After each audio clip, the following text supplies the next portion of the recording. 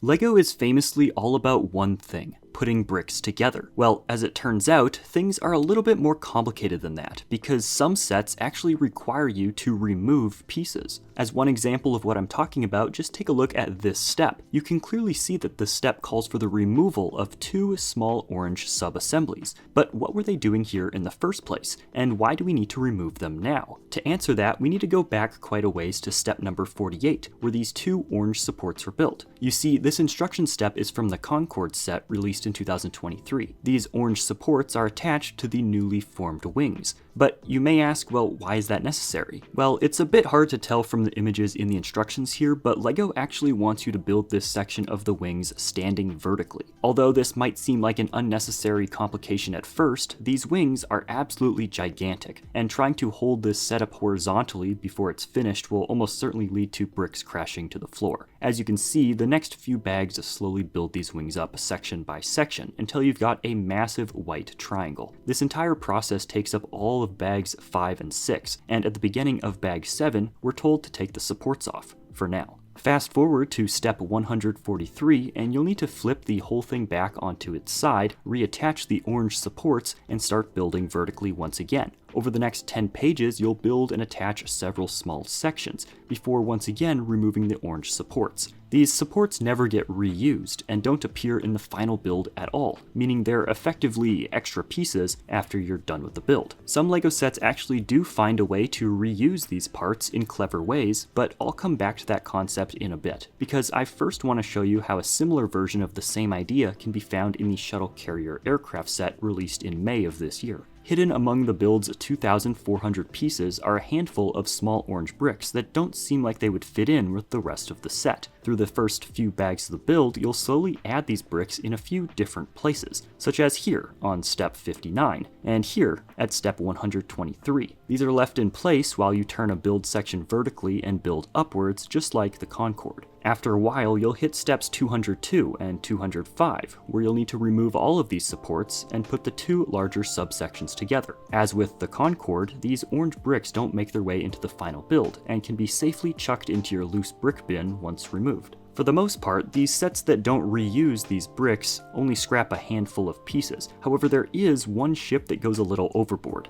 The 2020 version of the Avengers helicarrier is a nice build with about 1,300 parts, but you won't be using all of them in the end. Throughout the early parts of the build, you'll need to attach a total of 16 of these yellow 2x2 plates. As usual, these help provide a bit of support during the rest of the build. If we jump to step number 220, we're told to remove them all and set them aside. That's it. They never come back. LEGO even seemed to understand that this might be confusing for some people, and the set's official images show these parts stacked together and just sort of shoved off to the side next to the brick separator.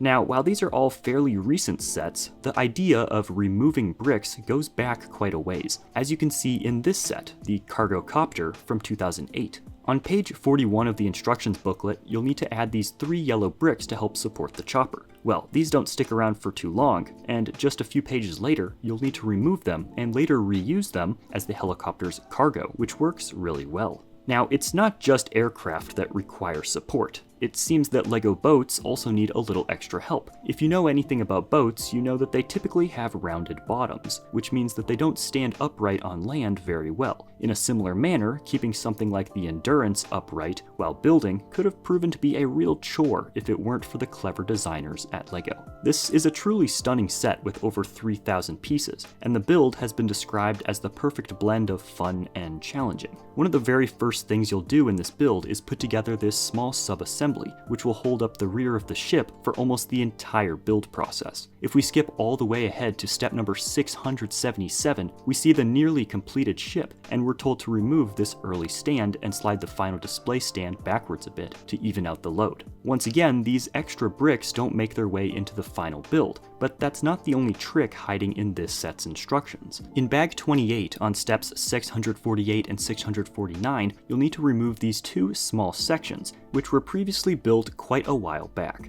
This will expose bits of the ship's interior and allow you to begin constructing the ship's elaborate rigging before returning the removed sections a few pages later. This practice of temporarily removing completed sections to add new details is relatively common. As one example, 2024's The Great Deku Tree set from the Legend of Zelda franchise is a build chock full of hidden Easter eggs and references, and some of the best ones are added rather late in the build and require a little disassembly. For the Ocarina of Time version of this build, you'll remove these two panels, and then you'll build two tiny treasures for Link to find. In one section, you'll hide the powerful fairy bow, and the other side gets a Ocarina song. You'll then be instructed to place the pieces back where they were, but wait, there's more. As you may be aware, this is a 2-in-1 build, and builders can also choose to create the version of the Deku Tree from the Breath of the Wild. In this version, you'll remove the same two parts, and then stuff the hollows with a control console in one, and the game's two types of bombs in the other.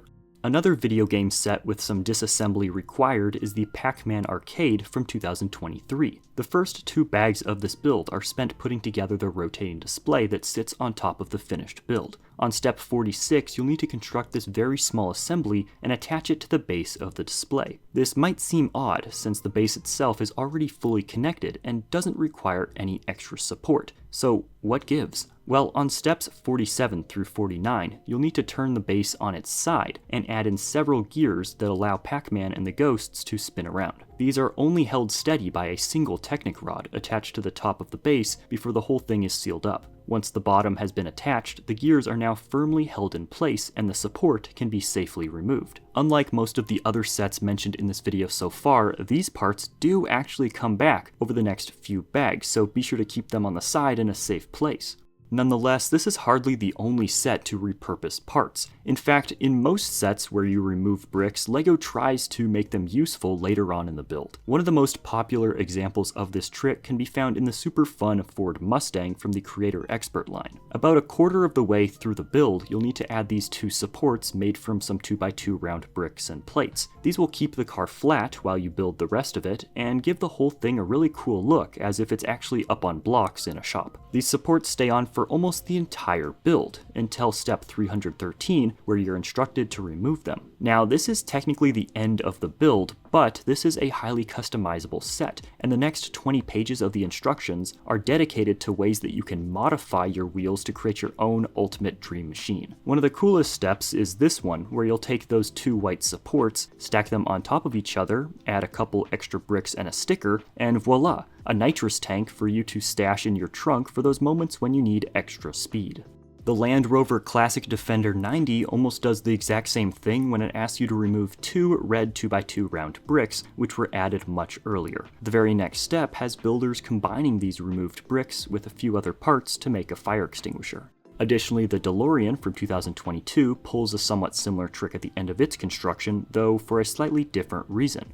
Early in the build, you'll need to add a total of 4 white 2x2 bricks to the bottom of the chassis to help keep it stable. These stay in place until the very end, but before we get there, there's something else to point out. At step 23, you'll build and add this red bar, but at this stage, it's not stable and tends to flop around, so you'll actually need to add these two yellow 2x2 bricks with axles to hold it in place. A few steps later, everything is ready to go, and you're told to remove these yellow bricks, right around the same time as you add the white bricks mentioned earlier. Speaking of those 4 2x2s, they stay in place until the very last step of the build. On this page, you're finally told to remove them, and on the very next page, you're told to put them back in a slightly different place. Why? Well, throughout the build, these bricks were used to keep the car flat and even, and that's still the case here. Now that the wheels have been added, the car is free to roll around, and that could be an issue if you don't have a perfectly level shelf or table. These bricks are put here to prevent the car from rolling around. Additionally, they have the extra benefit of supporting the vehicle while it's in hover mode.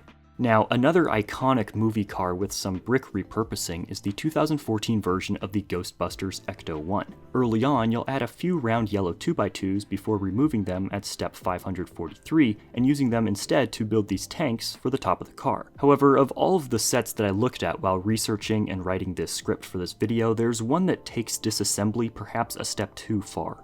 The UCS Sandcrawler is a massive build with over 3,200 parts, and it has what might be the strangest LEGO instruction I've ever seen. On this page you'll build this cute little droid. That's not anything strange, as this set is kind of full of them, but what comes next is truly odd. On step 121 you'll need to take the droid that you just assembled and take it apart piece by piece. These pieces are then each put into separate bins, and these bins are then put back inside the Sandcrawler. This is a pretty weird instruction step, especially considering that the bins are supposed to be built and installed, then removed and filled with droid parts, and then finally put back in place. If the order wasn't weird enough, it makes one wonder why they even bothered building the droid in the first place. Since this is the last step of the build, it's entirely possible to just skip this part and use the droid as a minifigure. In fact, the set's official images show it assembled and on display. This little guy is even officially listed as one of the set's 14 minifigures, so I guess it's just a fun option for those who want to partake in the disassembly operation. If you want to see more odd LEGO instruction steps, click on this video right now, and be sure to subscribe to my channel SpitBrix for more LEGO videos.